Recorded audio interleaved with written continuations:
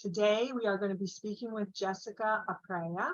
She is the Finance Director for Boca Bearings Company, and we're going to be speaking with her on the topic of smart money management, how to make your money work for you.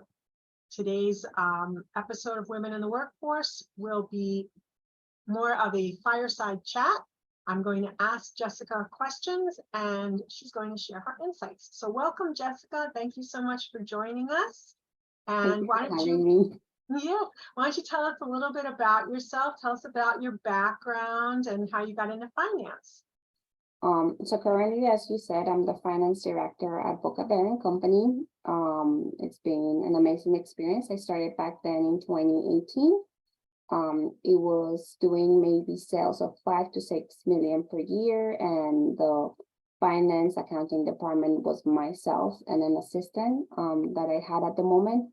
Right now, the company has seen a great growth, and right now we're going towards the 9 million. So it jumped, almost doubled. And right now the finance team, it's myself and 4 other people that work for me. So it is a challenging and very rewarding experience. When I was in high school, just a little background, I wasn't sure what I wanted to do. I thought about being a judge, and then I realized, oh, I have to go to law school. That takes forever. No way, I'm going to do that.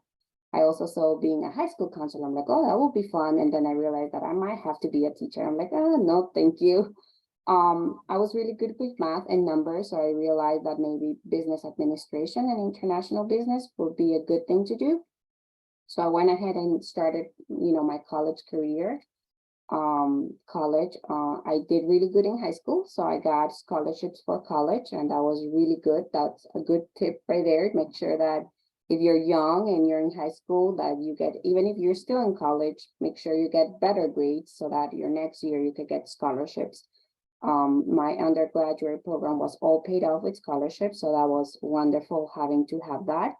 I did marry really young, right after high school, and we had our son almost 2 years after we got married. It wasn't planned, he was a surprise, but we made it work. I went to college in the morning and he stayed at home, and then he worked in the afternoons. And my undergraduate, like I said before, it was like business administration, and through the honors college, an honors program that I was in, it is how I was getting those scholarships, paying for my college.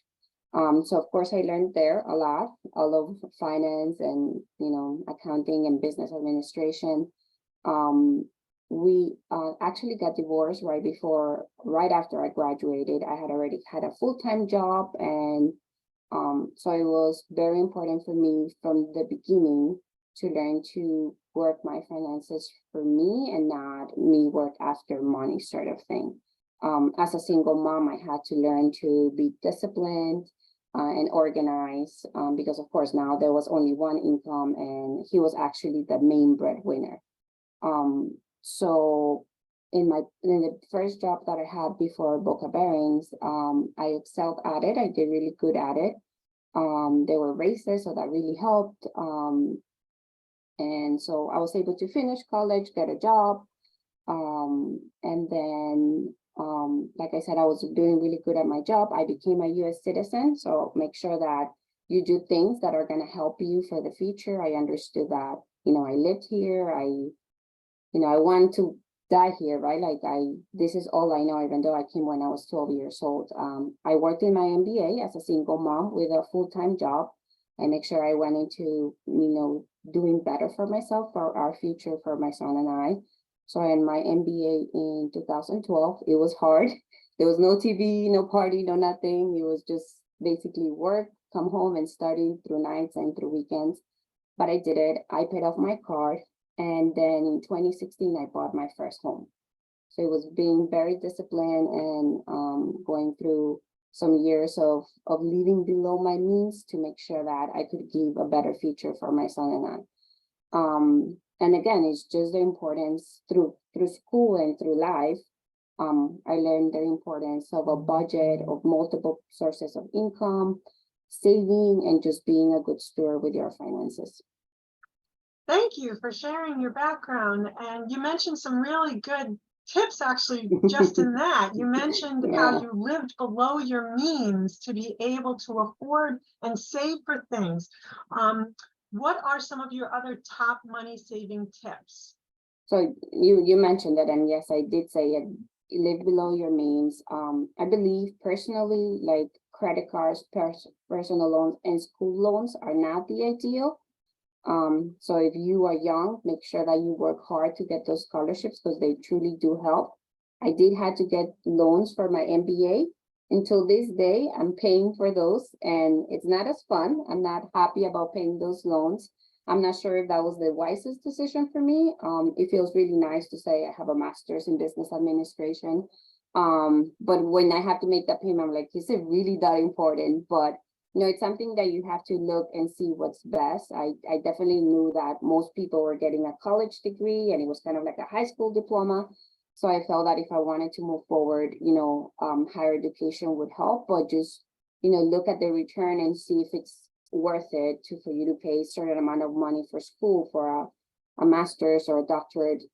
And against, if they're hiring for that career or for that job and what your return is going to be and if it's worth that investment or that loan.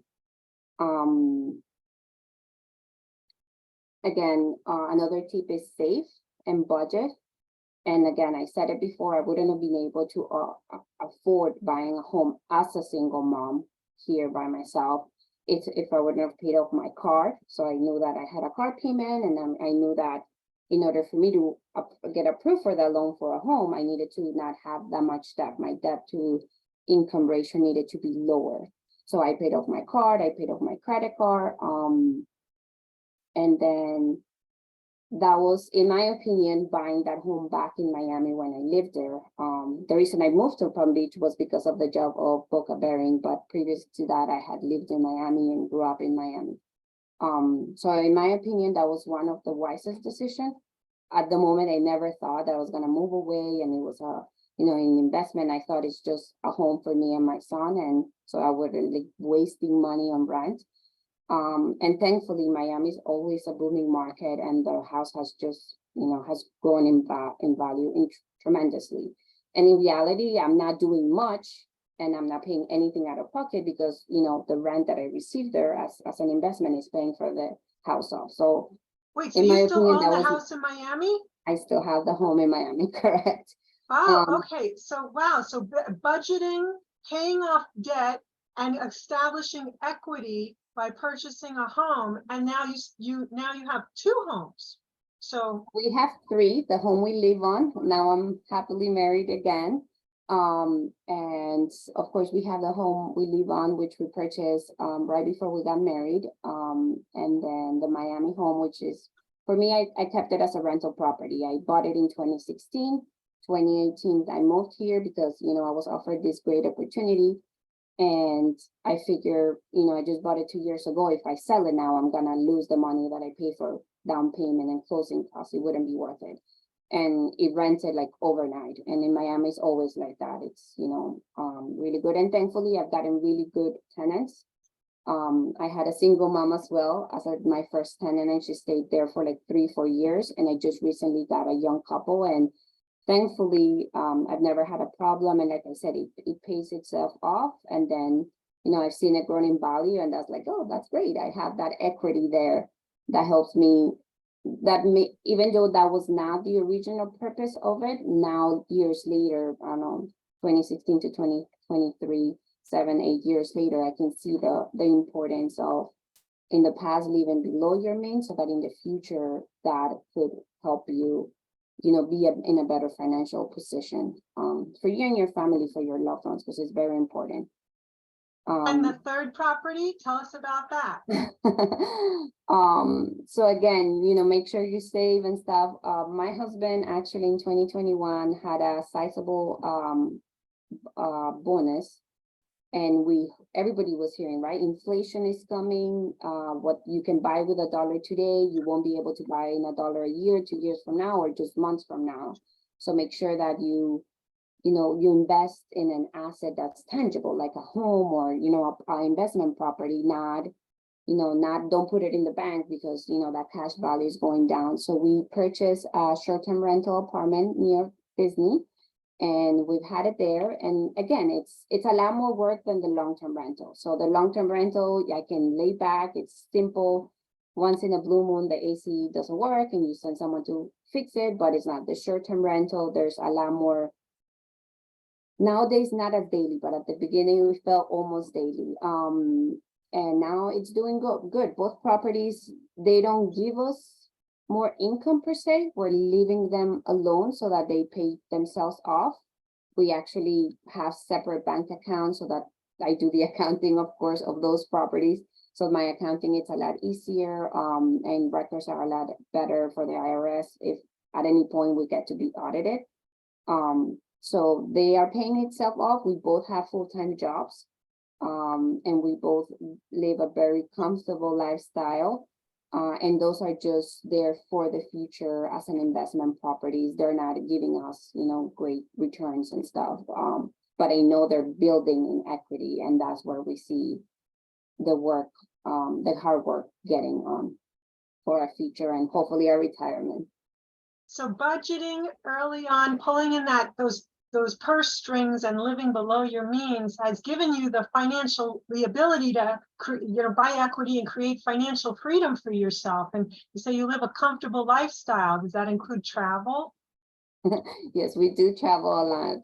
We just came back from Denver and Minneapolis. We have a plan to Europe.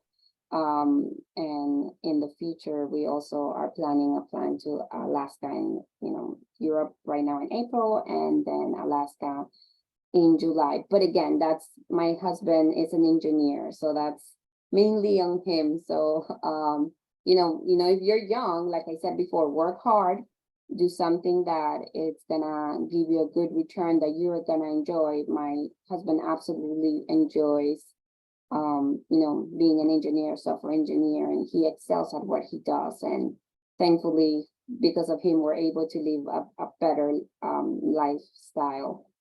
So that is a nice plus. And what are some of the financial pitfalls you might advise people to be careful of? So I think when people don't know where they stand financially, when I've heard people, oh my goodness, I just got like a late fee, or I just got, an overdraft fee. I feel like if you take the time and the discipline to organize yourself, you should know where you are, where you stand financially. Again, it's a lot easier for me now that I can count with my husband, but in the past, as a single mom, I didn't make as much as I make now in my current job. Maybe half of what I make, I think, when I became a single mom, or even less. But you need to learn to be disciplined, to sit down, to, I understand nowadays things are super expensive and it's hard. So if you do have a job, then make sure that you're disciplined to know that, okay, this is how much is coming in and this is how much my bills are. As a single mom, I need to know how much was my rent, how much, what's the daycare, how much insurance was, all those little things. I had it and I listed them. I said, okay, this is how much I need to pay each month. This is their due dates. This is when I'm getting paid. And then when I would get my paycheck, I would be disciplined enough to say, okay, I need to pay this, pay things before time instead of, when they're due or something. So in the past, of course, as a young person, in my early 20s by myself as a single mom, I definitely overspent. I definitely used my credit cards. But that was a big mistake, because when you do that, you're not gonna be able to get things sooner or be in a better financial position or freedom. And you better believe that I learned my lesson, right? I did that mistake, but I don't even do it nowadays, right? Like, I see people spending $2,000 in a cell phone.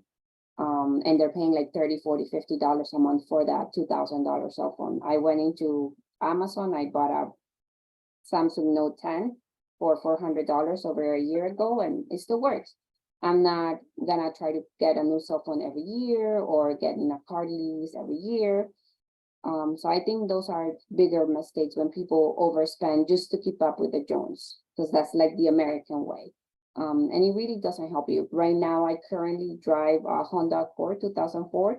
It has over 100,000 miles. We've driven it all the way to Chicago because we travel, like you mentioned. We've driven it all the way to Chicago, to New York, to Washington, D.C. And it works great. You know, I have to change maybe the tires and put gas, but it's hybrid, so I save on gas. It's not that much. But besides from that, I really haven't spent a big money on it, and it's paid off. That's the best part of it, right? Recently I did wanted to get myself an SUV. We're planning to grow our family. We have now like a golden retriever puppy. But when I saw how high the cars were, like, I don't know, 6 months ago, a year ago, that they were above value, I was like, no, I'm not gonna do this. I'm not gonna pay more for a car than what I should pay. The first car that I bought it with like a 9% interest rate. It was crazy high interest rate. When I went and bought this other card, I went in and I said, I want lower than 3% rate. I want a less than $300 payment on it. And I want to make sure that for the card I was turning in, I will get 3,000. And I don't think you can do that much nowadays with the dealerships, but back then I was able to do it. They were like, oh, I don't think we can make it. I'm like, okay, I got up and left because I still had my car that was working. It was actually asking me for bigger expenses and to fix it. So that's what I was trying to change. And next day they called me, okay, we got you less than 3% interest rate for it. When I went in, it was actually the same dealership, and I gave them the paperwork for the car that I was turning in, and they're like, hey, you paid 9% for your first car. Why are you pushing me now for 3%? I'm like, well, I'm paying 3% for my home. I ain't gonna pay more for a car when it loses value. So I've seen that mistake happen. And I made it in the past, but nowadays I don't see that it's important. So it is important to you just take the time. You know, how does discipline look like? I just mentioned, don't buy a $500 purse. How does consistency look? You get paid, you sit down and you do your budget and you say, pay this, electric, whatever it is that's necessary for you to overspend. Well, the nice thing now, there's direct deposit, so you could have money already distributing to different accounts, right? Correct. Yes, definitely. At my job, I also do the human resources, and everybody, I tell them there's no checks. If you want to get paid, you need to set up direct deposit, which really helps you save. You can put certain amount to your savings. My current job actually offers a 401k plan, so I'm part of it because it is a great thing to do for you to invest in the future. It's tax-free when you invest and stuff, so it is important for you to be in charge of your finances so that they work for you and you're not working for the money, chasing after money and after things. I think that's right. a big That's the title of our talk today, making your money work for you. Chasing after things, the American dream, and having, and when you have and have, you always want the next thing. So it's just better to live below your means. And even till now, right? The home we purchased it, and we could have purchased a better home, a bigger home, a more expensive home, and we didn't. It was just what we needed, and we purchased it. We've also been very lucky, blessed that when we purchase our properties, they've been below what the actual value is. We've never paid above value, even in the crazy boom of when we bought the apartment. And thankfully, because we bought our home at a lower value than we could afford, or that they would approve us for, because they're always gonna approve you for a lot more. And you don't wanna, go to the maximum that they're approving you, because then you're gonna live like this, just paying a mortgage. And since we made that decision back in 2020 of paying, getting a home that wasn't as much as they would approve us, then we were able to be approved for the condo. So it always helps to just not go to the maximum of whatever you have, because it's just, you're just gonna live paycheck to paycheck, and it's not a good life to live. It's very stressful. Yes, living paycheck to paycheck is stressful. So taking inventory of your expenses, creating a budget and living below your means, which can be simply just not maxing out on all your credit that's available to you.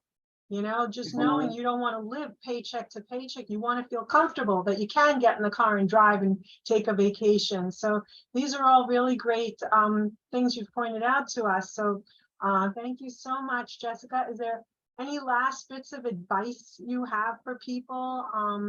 So I truly believe, like, we've mentioned the properties, that's a second source of income for us. It's not giving us, great income, and we actually kind of not touch it because our jobs provide more than enough than what we need.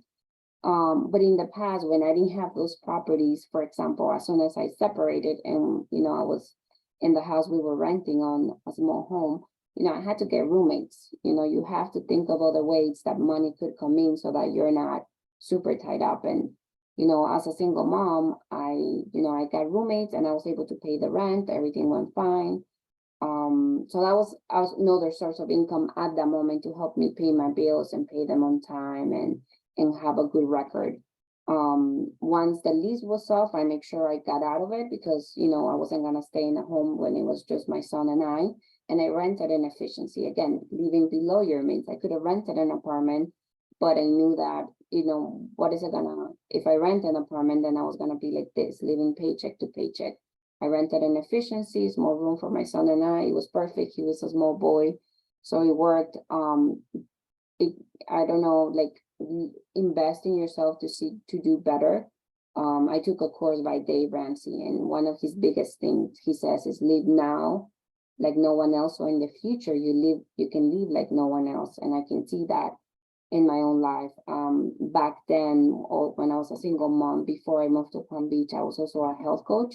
So I had my full-time job, I became a health coach, and then I was getting that extra income, and that was helping me, not live a little bit more free than, just with a paycheck. So multiple incomes help, streams of income help.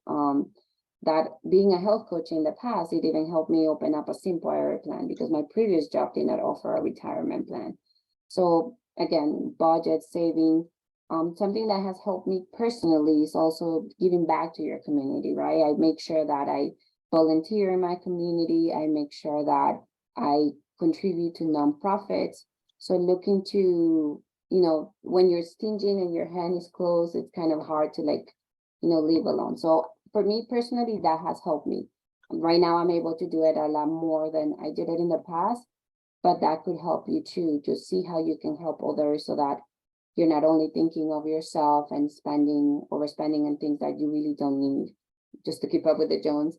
But seeing to help others, to help them either financially or with your time, because that has helped me tremendously. I believe that having a generous heart towards others that are in need has helped me excel as well.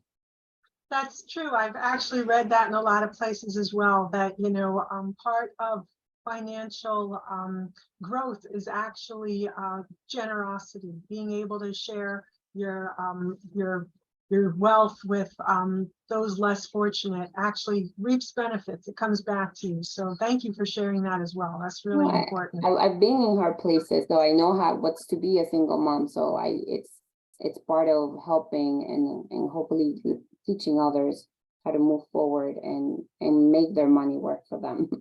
Yeah.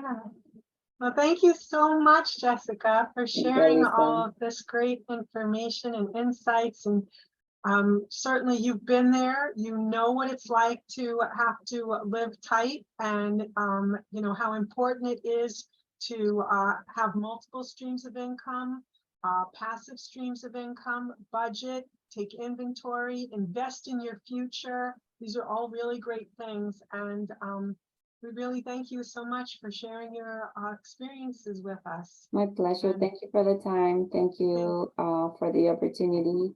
And hopefully we can do this again. And hopefully it is in a, more maybe in a question environment with other people. Yes, we'd love to have you back on Women in the Workforce. Thank you. And thank you all for tuning in. Thank you so much. Have a great night. Bye.